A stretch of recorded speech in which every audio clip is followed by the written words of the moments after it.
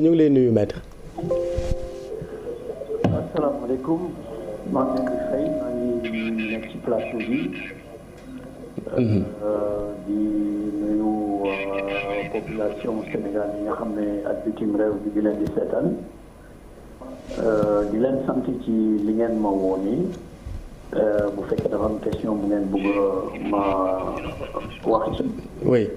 maa ngi leen di déglu. jërëjëf maître ñu lay wax rek boo mënee déglu ci téléphone bi et non pas nga déglu ci télé bi parce que dafay créer benn effet sonore benn dissonance dafay créer larcène laaj bi ñu la bëggoon laaj mooy gis nañ ni tey jii parce que tey jii fekk nga ñu ngi nekk ci débat bu nga xamante ni dañ ko jagleel ndeem ata ngi nii ñuy dund mbas mi. bokk itam ci sunu thème central di l'état de la démocratie et des libertés au Sénégal ci yi nga xamante ni jot nañ ko dund depuis bi mbas mi tàmbalee ba léegi waaye itam mënuñoo jàll te duñu wax ci l'affaire Ousmane Sonko ba tey loolu itam dafay dugg ci thème émission bi nga bokk ci ñiy layal Ousmane Sonko sànq def ngeen conférence de presse wax ni yéen conseiller ngeen seen client pour mu wuy ji suba le juge d'instruction moom itam dëggal na ne dina wuyu ban commentaire ngeen mën a def ci loolu ak lan moo tax ngeen conseillé ko mu dem wuyu ji. waaw defe naa ni lii tax ñu conseillé ko mu dem wuyu ji ci déclaration bi ñu def tey ci ngoon ji wax nañ ko ba mu leer ci wolof ak ci français yëpp defe naa ni ñëpp dégg nañ ko moom it def na déclaration sànq wax ni dana dem wuyu ji. expliquer raison yi tax mu bëgg a dem mu wuy ji parce que décision bi ça lui appartient ci affaire bi foofu laa ci mën a yem li ma suivre seen débat sur l'état de la démocratie au Sénégal defe naa ni loolu l'état des libertés au Sénégal defe naa ni loolu mooy débat bi gën a am importance. oui. maa ngi déglu bu baax intervention yi vraiment plateau bu excellent nga am parce que kàngam yi toog foofu yëpp maa ngi leen di nuyu bu baax di leen ziare di ci beral nuyoo professeur Penda Mbow. gëj nañ ko dégg baax na muy ñëw ci plateau yi aussi di wax. oui. di wax ni mbas mi rek doy nañu mbubb ak tubay mbas mi rek waroon nañu doy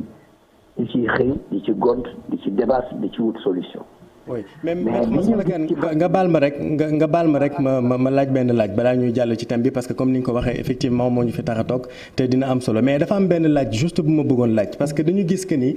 sànq yéen seen collectif bi ngeen jëlee kàddu gi collectif bi dafa wax au nom du collectif donc au nom des avocats yi nga xamante ni yéen ay layool Ousmane Sonko wax ni yéen da ngeen ko conseiller mu dem wuyu ji suba est-ce que loolu dafay nekk lu nga xamante ni yéen en tant que praticien du droit en tant que ñu bokk ci famille justice c'était important que opinion publique bi xam que ni yéen conseiller wu leen Ousmane Sonko mu bañ a wuyu ji yoon. waaw xam nga affaire bi moom c'est très simple ñun ay avocats lañu ay praticiens du droit lañu te loolu moo tax mu jël ñu pour ñu conseiller ko donc ñun aspect technique aspect juridique boobu ci la ñuy def ay analyse ci lañ koy jox ay conseils. Maintenant moom li ci des moom c'est sa bataille personnelle c'est son combat politique ñun dañ koy leeral ci aspect juridique yi loolu la ñu def suñu liggéey foofu la yem pour le moment ci lañ koy accompagner saa yu ñu soxla muy guddi muy bëccëg ci lañ koy accompagner ñun dossier technique bi ci la ñuy wax ci la ñuy koy conseiller ci opportunité mu dem wuyu ci aussi comme niñ ko expliqué ci suñu déclaration élément yi moo tax ñu conseiller ko loolu yàlla baax na nag bi mu déggee conseil bi nga xam ne ñun jox nañ ko ñeneen aussi jox ko mu avis yooyu yëpp dajaloo ci moom it mu def analyse am en toute sagesse mu nangu dem wuy ji donc loolu dañ koy rafetlu di wax ni ñu ngi ñaan daal jàmm am ci wuy ji boobu loolu la ñuy ñaan di ñaan réew mi ñu def ci jàmm ñu dalal réew mi mooy arrestation massive yi ñu gis loolu problème la boo xam ne bii bu yeefit na la bu am lu muy joxe ci inquiétude ci population bi arrestation massive yoo xam ni gis nañ ko autorités yoo xam ni dañuy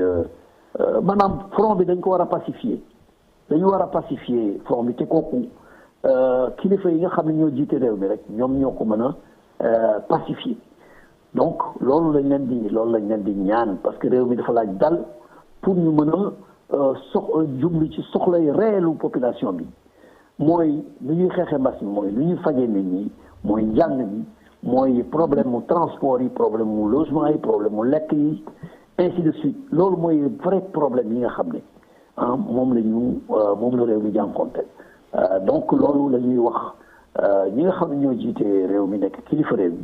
mi ñu concentrer seeni énergie ak seeni effort yëpp ci régler problème yooyu plutôt que mu mel ni dañuy taal daay parce que arrestation massive yooyu loolu c'est comme dañuy xamb front social bi donc loolu daal lu ñuy naqarlu la parce que recul démocratique la comme ni ngeen ko analyser ni ngeen ko waxee mise en péril des libertés la te loolu baaxul ci réew baaxul ci kër baaxul ci réew te réew kër gu mag la donc loolu daal la ñu am lu ñu wax di leen sargal yéen ñëpp di wax ni dans la vie on peut tout dire ku nekk opinion boo am mën nga ko wax mais il y a une façon de dire les choses qui ne blesse pas c'est ce qu'on doit apprendre tous les jours chaque jour on doit s'efforcer à dire nos opinions de la façon la plus légitime de la plus démocratique possible mais en évitant de blesser les gens les uns et les autres loolu la ñu am ci loo xam ne ni moom la ñu bëggoon wax pour participer ci débat bi. Abdoulaye. Maître Kane xam nga mbiri Ousmane Sonko tey mënatuñ koo déconnecté ak li nga xam ne mooy mbiri arrestation yooyu daanaka boo ko tegee ci balance bi tey ci poids bi mu am ci mbir mi diis na li ñu leen di jàppee loxo mooy dañoo teggi ndigalu bu leen dajaloo bu leen manifester est-ce que yaakaar nga ne àtte bi war naa yegg ci jàpp ba fanaan loolee naka la ñuy lijjantee loolu pour sax li ci kanam pour que ci manifester ci lu ñu la mayul ndigal rek bañ a yóbbooti nit kaso ba leneen di ko ci fekk. waaw ñun ci suñu analyse dañu gis ni dafa am provocation moo am parce que bu fekkoon ni dañuy tere ko dajaloo rek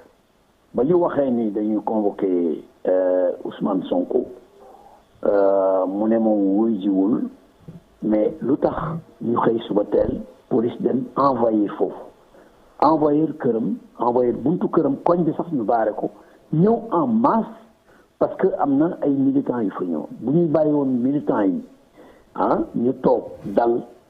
la mission teg seen kilifa toog ba mu neex leen ñu dem ñibbi wala responsable police ñëw dem dugg wax tranquillement ak ñi dem mais vraiment li ñu gis provocation la loolu moo indi réaction moo indi li fa am yépp loolu dañ ko war a moytu et defe naa ni autorités yi dañ ci tirer leçon parce que la ñu mujjee mooy dem di jéem a négocier di jéem a waxtaan ak nit ñi loolu bu ñu ko commencé woon defe nañ ni li fa am yépp du fa am te ça aurait pu virer au drame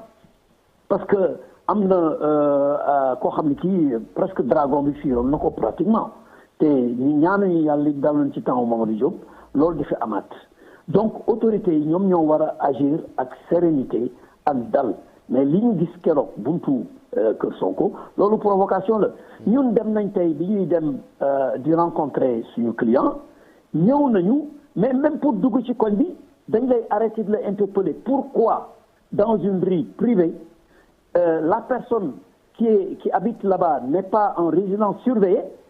ñuy tere ñi nga xam ne ñooy jaar ci koñ boobu wala ñu leen contrôler loolu déjà jaaduwul c'est provocation la donc man bi ma fa jaare j'ai refusé de décliner quoi que ce soit heureusement bon ñoom xamee nañ na peut-être ñenn ñi ñu bàyyi ñu jàll mais loolu dafa jaaduwul donc il faut que réew mi kilifa yi ñu dalal réew mi ñoom ñoo ko mën a dalal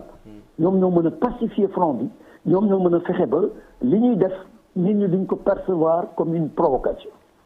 parce que provocation bu amee réaction dina am